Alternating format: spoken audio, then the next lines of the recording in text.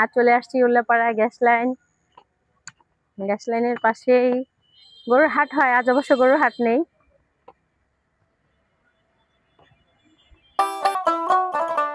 প্রিয় দর্শক, আর চলে আসলাম উল্লাপাড়া গ্যাস লাইন মা বাবা এগ্রি ফার্মে।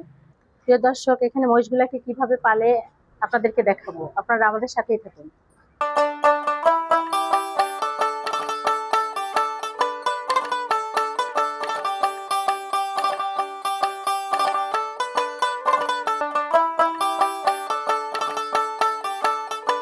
প্রিয় দর্শক, দেখতে পাচ্ছেন এগুলো পাহাড়ি মহিষ। এখানে বিশাল বিশাল পাহাড়ি মহিষ দেখা যাচ্ছে। যে শিংগুলা কি বড় বড়,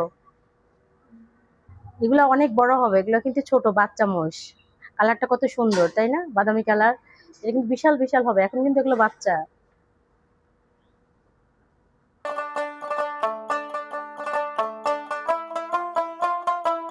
প্রিয় দর্শক, দেখতে পাচ্ছেন গরুর পাশাপাশি কিছু মোষ নিয়ে আসা হয়েছে।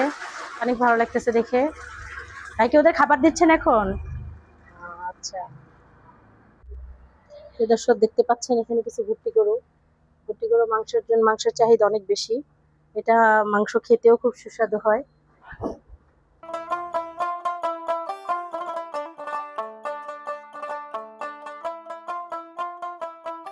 তো গরুগুলা ভুটান থেকে আসে, দেখতে অনেক সুন্দর। এগুলার মাংস খেতে খুবই সুস্বাদু। এগুলার চাহিদা অনেক বেশি।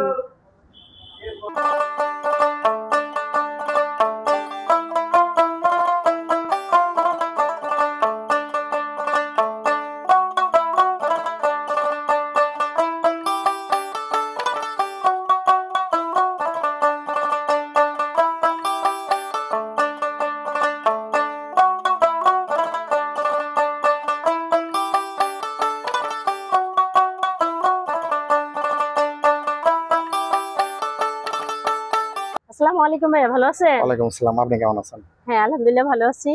তো এখানে আপনি কেন আসছেন? এখানে যে বন্ধু মতিন ভাই ফ্রেন্ড এমনি। আচ্ছা আচ্ছা। মাঝে মাঝে মানে সপ্তাহে 2-3 দিন আসেই হয় আর কি একসাথে। উনি আপনার ফ্রেন্ড? জি। আচ্ছা, তো আপনি কি করেন? আমারও খামার আছে, আমি ওই গরুর জগতেই। মানে আপনারা দুজন একই জগতে? জি জি জি। তো গরু পালতে কেমন লাগে?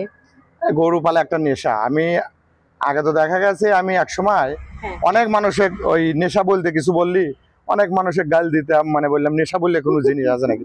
যেমন এই যে দাদার সাথে যখন ছোটবেলা থাকছি, আমাদের পাইটলিছি বিড়ি দা লাগছে, একটু সময় লাগলে বাড়ি বলছে যে বিড়ি আনে না। আমি বললাম বিড়ি না পালিয়ে গেলে কয় নেশায় ভালো লাগতেছে না। তখন আমি গাল পারছি। কিন্তু এখন বুঝতেছি আসলে একটা নেশা ভিতরে আছে। কতকের এক একজনের এক এক নেশা, একজনের খেলার নেশা, একজনের বিড়ির নেশা, চার নেশা।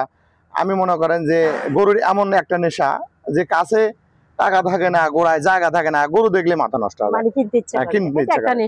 কালকে এখানে আসার উদ্দেশ্য হলো মতিন ভাই গতকাল 3টা আপনার সাদা মহিষ আনছে, দেখতে আসছে।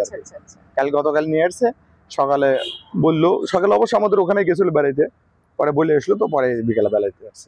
আচ্ছা, আপনি প্রথমত এই মহিষগুলো ই করে আসছে? হ্যাঁ, দেখতে আসছে যে দেখি কেমন।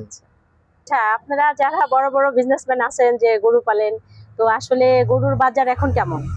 এখন একদম নরমাল বাজার। কারণ হলো যে আপনার ক্রেতা নাই।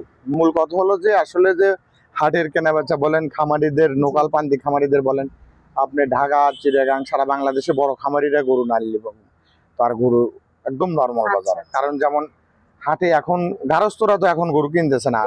বর্ষা মাস, তারপরে ঘাস নেই।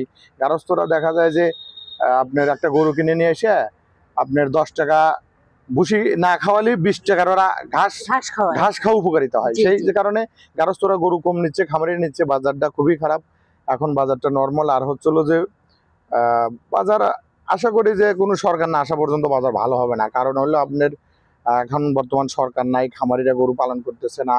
তারপরে আর গরু পালিয়াও দেখা যায় একটা গারস্থ একটা গরু কিনে পালবে, কোরবানির সময় বিক্রি করা যায় না। এখন কিনতে লাগে 40,000 টাকা, 50,000 টাকা মন, বেচার সময় যা 25,000 টাকা, 30,000 টাকা মন, তাহলে আপনার লস, অবশ্যই অনেক লস। এই হলো এখন খামারি বিজনেস এবং গরু পালা অনেক মানে বর্তমান টাফ হয়ে গেছে। তারপরও যারা করতেছে তাদের দেখা গেল যে আসলে এটা যে কথা নেশা, এরই ভিতর আবার আছে, এরই ভিতর আবার কিন্তু আছে। সেটা হলো আপনার জানিয়া বুঝে যদি কোনো ব্যক্তি করে, আপনার দেখা যায় ভালো মানের একটা গরু যদি একজন কিনে আপনার হলো যে কষ্ট মষ্ট করে পালে, তাহলে লাভবান আছে। কিন্তু আপনার হলো যে এমনি আন্দাজে দেখা যায় যে অনেকেই না জেনে করে। আমার কাছে টাকা আছে, আমি একটা 1.5 লাখ টাকার গরু 2 লাখ টাকা কিনলাম, তাহলে তার লাভ হবে না। অবশ্যই। আপনার চিন্তা করতে হবে যে এই গরুটার দাম ন্যায্য মূল্য কিনা, ওই দেখা যায় যে 50,000 টাকায় গরু পালা হয়ে যায়, আমি যদি কেনার সময় 50,000 টাকা ঠকি তাহলে তো আমার পাইলে লাভ নেই। এইরকমই আপনার 90% হয়, যেমন বেশি টাকা দিয়ে কিনে ঠিক মতো খাওয়ায় না, গরুতে লস প্রজেক্ট আছে, লস হয়। কিন্তু এর ভিতরেই পারলে পারে, যেমন আমরা কষ্ট করে বিজনেস করি, আল্লাহ দিলে আমাদের হয়তো এখন ইনকাম কম, তারপরেও ইনশাল্লাহ আছে গরু জগতে পিছনে আল্লাহ যা করেছে ইনশাল্লাহ ভালো, একেবারে মানে পিছে পড়া নাই, মোটামুটি ইনশাআল্লাহ আছে, ইনশাল্লাহ ভালোই আছে। ভাইয়া যদি মনে করেন আমাদের কোনো দর্শকরা নতুন করে খামার করতে চায়, তাহলে কি কি গরু দিয়ে শুরু করবে কিবা কিভাবে করবে একটু সাজেশন। যেমন আমার কথাটা বলি, নতুন যে কথা বললেন যে কেউ নতুন করতেছিলে, যেমন আমি মেহেদি, আমি আমার প্রথম বিজনেস হচ্ছিল রিয়েল এস্টেট করছি।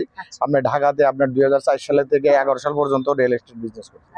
আপনার ওইটাতে ভালোই করতাম। আপনার 12 সালে একটা জায়গা, ভুল একটা জায়গা নিয়েছিলাম, 1 কোটি টাকার জায়গা নিয়ে মানে আমি আটকে গেলাম, ধরা খাচ্ছি, কত জায়গায় দখলে যাবে নেই, রাগ করে 14 সালের থেকে মনে করেন যে নেশা হলো যে গরু, মানে আমার দাদারা অনেক, আমার জন্মের পরে আমার দাদারা বড় বড় গরু পালন করছে। আমার একটা মাথায় হঠাৎ করে গ্যাস করলো, তাহলে আমি দেখি গরু ভিতর থাকি, দাদারা যখন থাকছে, আমি আমার জায়গা থেকে আমি বলি 2 বছর শুধু ঘুরছি, 14 থেকে 16 সাল পর্যন্ত সারা বাংলাদেশ ঘুরছি, মিনিমাম এই গরু জগতে আপনার 2 লক্ষ টাকা গাড়ি ভাড়াই নষ্ট করছি শুধু ঘুরিয়া এই জগতে। আবার তারপরে হলো শিখতে যায়, দেখা যায় যে একটা গরু চিনতে যায়, বুঝতে যায়, এটা অনেক 2-5 লাখ টাকা নষ্ট হয়ে গেছে। এমন নষ্ট হয়েছে কি কারণে, একটা গরু চিনি নেই, ভুল কিনে ফেলাছি, দেখা যায় যে 10,000-20,000 টাকা মরে গেছে, গরু উঠেই নেই, শিখতে যায় 5 লাখ নষ্ট করছি। আল্লাহ দিলি মনে করেন 2 বছর সময় লাগছে, কিন্তু আল্লাহ দিলি আপনাদের দোয়ায়, আল্লাহর দোয়ায় ইনশাল্লাহ অনেক ভালো। মনে করেন যে আমার নষ্টও যদি হয় 2 বছর 7 লাখ টাকা, আল্লাহ মানে অনেক কিছু শিখেছে, আবার সেটা উঠেও গেছে এবং শিখেছে। এইটা আপনার ফস করি যে একজন টাকা পয়সা আছে খামার করবে সম্ভব না, কি জন্যে যে আগে শিখতে হবে, জানতে হবে, বুঝতে হবে। আবার আরেকটা কথা বলি, যেমন অনেক ভদ্রলোক আছে যে টাকা পয়সা আছে, খামার করতেছে, খামার করিয়া রাখালদের কাছে ছেড়ে দিচ্ছে, খামারে আসে না, আসলেও দেখা যায় যে পায়খানা পেশাবের অনেক দূরত্ব থাকতেছে, গরু ছুঁয়ে দেখে না, তাদের জন্য গরু খামার না। গরু পালতে হলে গরু হইতে হবে, গরুর গোবর মনে করে গোবরেরই ব্যবসা। গোবর আমরা মনে করেন যে প্রান্তেই যাই, সারাদিন যে কাজই করি, আমার যা সরাসরি যে আগে আমি ঘরে যাই না, আগে যা মনে করেন যে আমার গরু কাছে, আগে গরু ঘরে ঢুকবো, গরু দেখবো, গরু কাছে, গরু কাটতে বলে না দেখা পর্যন্ত আমার ঘরে আমি যাই না, শান্তি নেই।